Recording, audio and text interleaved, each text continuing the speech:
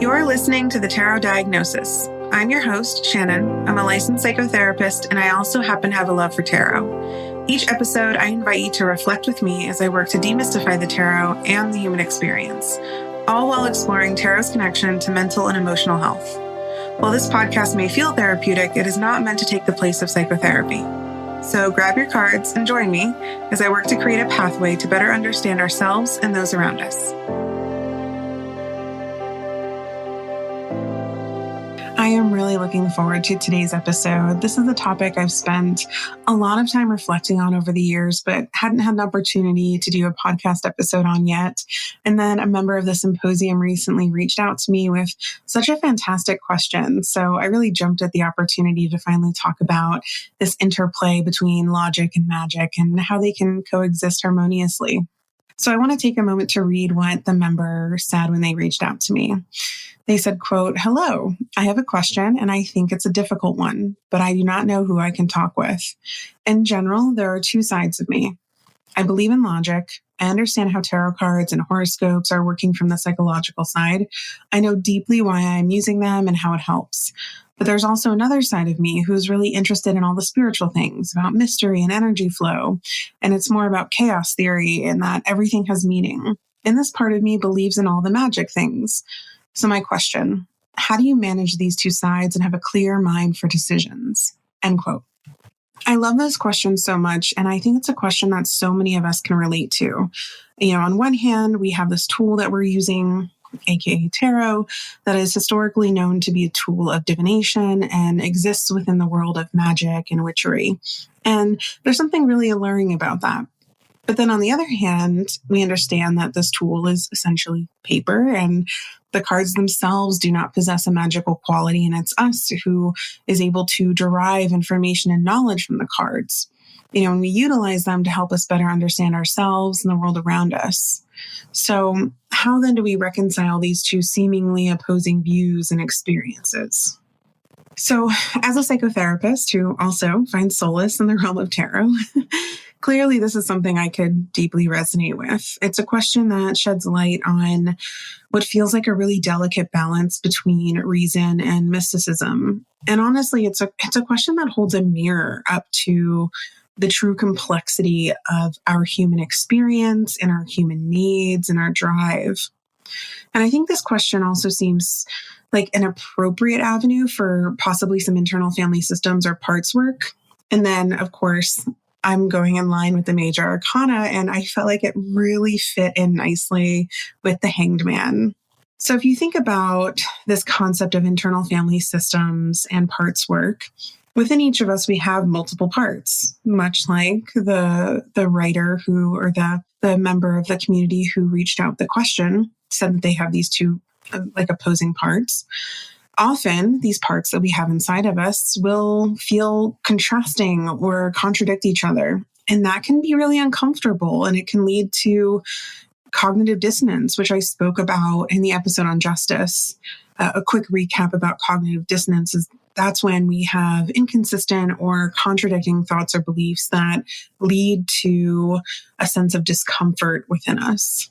For example, some of our parts might align with our rational, analytical selves. We believe in logic and cause and effect and understanding, the psychological mechanisms behind the tools that we use, like tarot and astrology.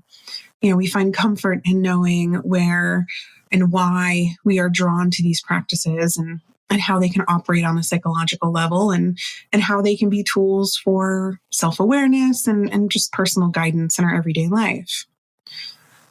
On the other hand, we might also have parts that maybe contradict the logic parts. And these parts might feel a deep fascination for the mystical and the unexplained. We might be captivated by the esoteric, by the energies that flow around us, and the idea that everything, no matter how chaotic or obscure it might be, has meaning. And this is exactly what the Symposium member was saying when they reached out to me. And, it's this side of us that can open the door to the possibility of looking into this idea of magic and the unknown and embracing, a really specific journey that tarot often can take us on. But the dissonance we face here asks a question. How do we reconcile these two seemingly opposing experiences in order to maintain a sense of clarity? And it's a really specific paradox, and honestly one that I think is so kind and gentle and really exposes, I think, the beauty of human nature, like knowing that we can sit here and understand and from a logical perspective and have reason, and yet still have this aching drive for the unknowable. And I think it's important to say that there's really no one size fits all when it comes to answering this question. And I think maybe the best way to explore this is by viewing it through the anchor of the hanged man. So if we're looking at the imagery of the hanged man, we know that he's hanging upside down, and to be upside down versus upright are two very different experiences. To be upright is to be, we could even say, is to be logical and to experience the world from an analytical perspective as it can actually be observed. And then to be upside down is to seek the unobservable, or at least view things in a way that we don't get to see them in every single day. We know the hanged man traditionally symbolizes a shift in perspective. It's this archetype that encourages us to embrace the discomfort of paradox, to hang suspended between the realms of logic and magic without a need for immediate resolution or without a need for an immediate answer. The hanged man looks so relaxed when he's in this position. It's like he's allowed himself to step into this space to figure out, okay, what am I missing? What am I not seeing? Or maybe I'm coming here to take a break from the logic and analytical aspect of my everyday. So when we think about how to allow our need for logic and our drive for magic to coexist, the hanged man is suggesting we find value in this purposeful pause, allowing ourselves to exist in the space between both, where contradictions can coexist harmoniously and we can hold space for both perspectives. When we're metaphorically upside down or embracing the energy of the hanged man, we really can't resist or thrash about, because if we do, then we're pretty much screwed at that point. We're probably going to get really tangled up. Our vision is going to get blurry. It would be a mess. But if we welcome this altered state and we're present in that liminal space, we start to see the upside down things a little bit more clearly. Because when we relax, that's when our vision becomes a little bit more clear. Then, when we're right side up, we can figure out how to infuse whatever we just experienced when we were upside down in our everyday, perhaps more logical world. So basically, what I'm saying is the hangman reminds us that clarity often emerges not from forcefully trying to figure out how to align our contradicting or conflicting beliefs, but from the acceptance that both of these contradictions exist. In embracing this kind of suspended state, that's when we're really able to discover this unique vantage point that the hanged man allows and gives us an opportunity to transcend any of these limitations of all or nothing thinking or, polarizing viewpoints. Actually, speaking of viewpoints and allowing these things to coexist, that's actually the very premise of dialectical behavior therapy, which you hear me talk about DBT all the time. Dialectical behavior therapy is, the whole point is learning to accept that it's possible for two opposing ideas to be true. The word dialectical actually means trying to understand how two things that seem like opposites could both be true, which, to go back to the energy of the hanged man, speaks to our ability to hold space for these opposing ideas. It's choosing to go into this other space that is the opposite of the space that we're in every day. To hang upside down and gain a different perspective is a true intentional act and a dialectical invitation. Okay. I think we should pull a card now. I am using Pamela Coleman Smith's Rider Wheat playing card deck. It's super cute, very tiny. Sometimes I just reach for it instead of Tarot Vintage, so that's what I'm using today.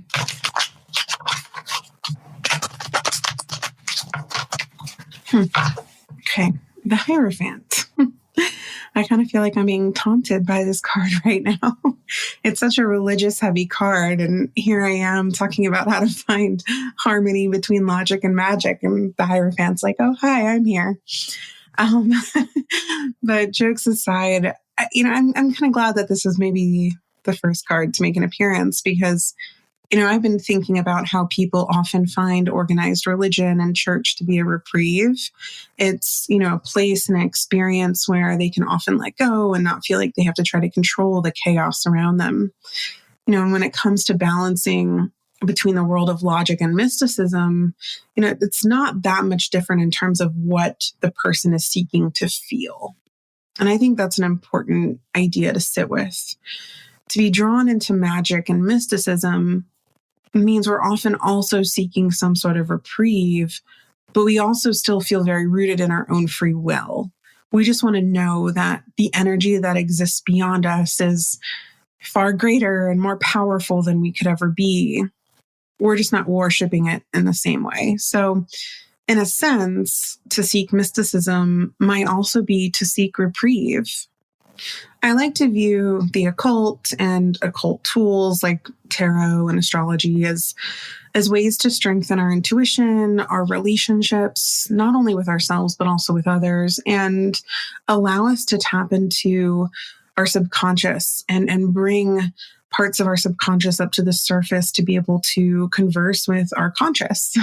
And mysticism and the occult are often viewed synonymously. So when it comes to finding balance between mysticism and logic, I think the biggest issue here is to make sure that we're not engaging in any sort of spiritual bypassing and looking at making sure that we're not avoiding responsibility for our behavior. So, you might need to look at, are you leaving room for decision making to encompass all aspects of your being? So going back to internal family systems and thinking about parts work and all the different parts that we have?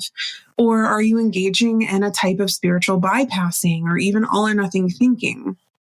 This could look like, for example, my spirit guide said I must do this, or tarot suggested I should absolutely say this to this person. That's when things can become a little fuzzy and problematic because you're not creating space for all parts of you to exist. You're not engaging in that hanged man energy. You're not rooted in dialectical thought.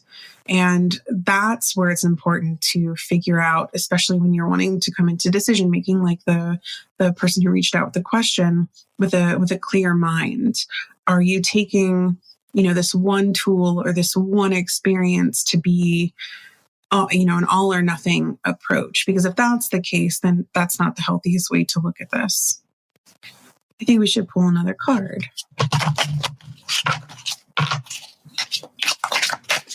The Hermit. All right, so two powerful majors back to back.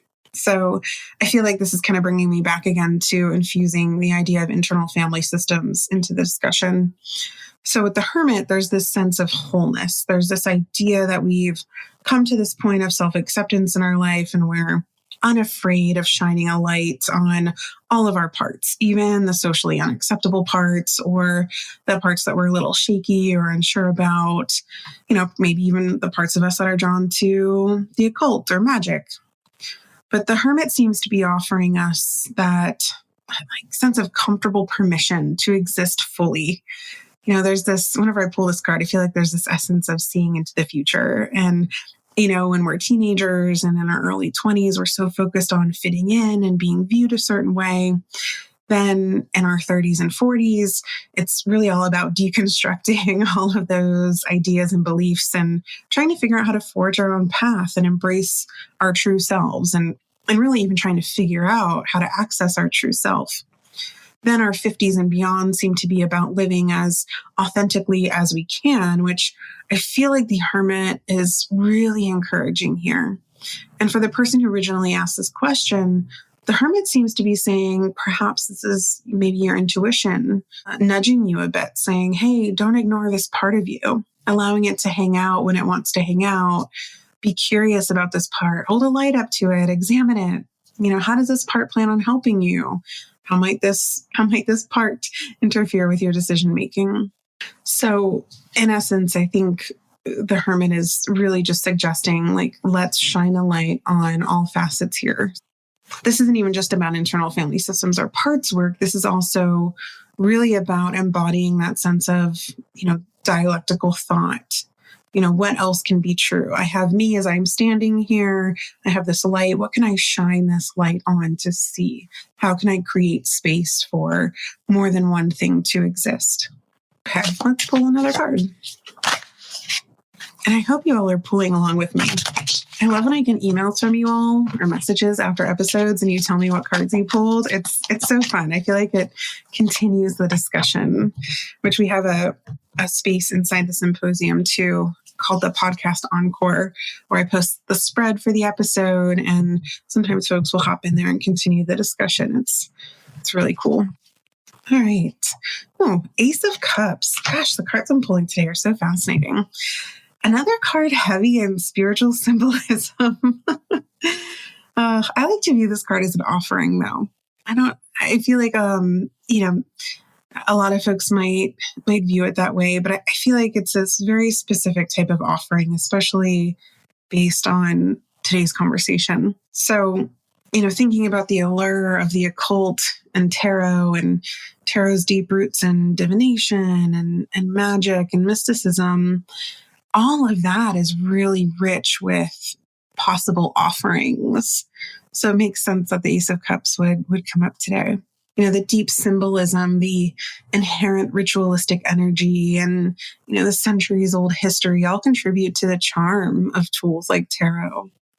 And tools like tarot can easily transport us into a world where anything seems possible and accessible because the magic of tarot is not just in its visual appeal, even though there's so many amazing decks out there and different art and imagery that allows you to escape into the archetypes, but it's really in the stories that the cards are able to tell and the stories that the cards allow us to tell, along with all of the other opportunities to discover our personal and worldly insights.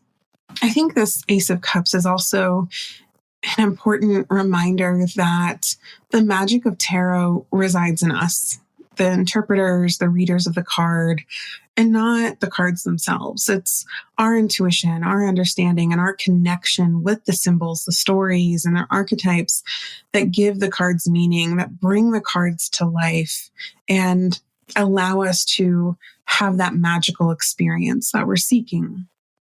This is why, even though the cards all have their own traditional meanings, they can still be understood and experienced in an infinite amount of ways, because each person reading the cards is infusing a part of themselves into the interpretation, which I think is an incredible and magical thing. I often talk about how tarot is this tool for self-reflection and personal exploration, and that it acts as a mirror in the same way that going to therapy acts as a mirror, because it helps us better understand our thoughts, our emotions, our behavioral patterns, and the different paths that we may have taken, we might be on currently, or are thinking about taking in the future. And to harmonize these logical and mystical aspects of ourselves, I think it's really important to be curious about our multiple ways of being and experimenting with how these ways of being impact us, for better or for worse, and then figuring out what to do with this information. Because embracing the logic side means understanding the psychological mechanisms behind magical tools like tarot and astrology, and appreciating it as a tool for personal growth and introspection means that, we're allowed to explore what these do to us and how they can help us and what other opportunities might be available. We can demystify the process, recognizing that the cards are simply, a conduit for our inner wisdom that helps us build those pathways I was talking about a moment ago so that we can become better acquainted with all of our various parts and personal narratives, which those parts and personal narratives might be more of the logical side of our lives. On the other hand, the mystical side really invites us into more of that place of curiosity and encourages us to really be in the moment and savor the beauty of the unknown and any of those like mysteries of the universe that we tend to ponder when we're in this space, and any sort of like spiritual connection that tarot might offer you. I think existing in this mystical realm encourages us to trust our intuition, that inner knowing, and, explore the idea that there is always going to be more to whatever life exists in front of us than what we can see. So magic in this context then becomes a lens through which we can view the world, an invitation to explore the unexplored, also like the unexplored areas of our own consciousness. It's like having multiple pairs of glasses to wear, kind of based on our mood or outfit of the day. How are we feeling? Do we want to wear our logic lenses or our magic lenses? I think it's probably best to try on both so you can check out the view through each before you decide which one you're going to maybe wear the most that day. Because to maintain any sort of clear mind for decision making, we need to practice navigating between, these two worlds. And these lenses I'm talking about show us different terrain. So we need to be able to alternate between them to make sure that we're navigating effectively. When we do that, that's when we can truly harness the whole power of tarot as both a psychological tool and a mystical experience.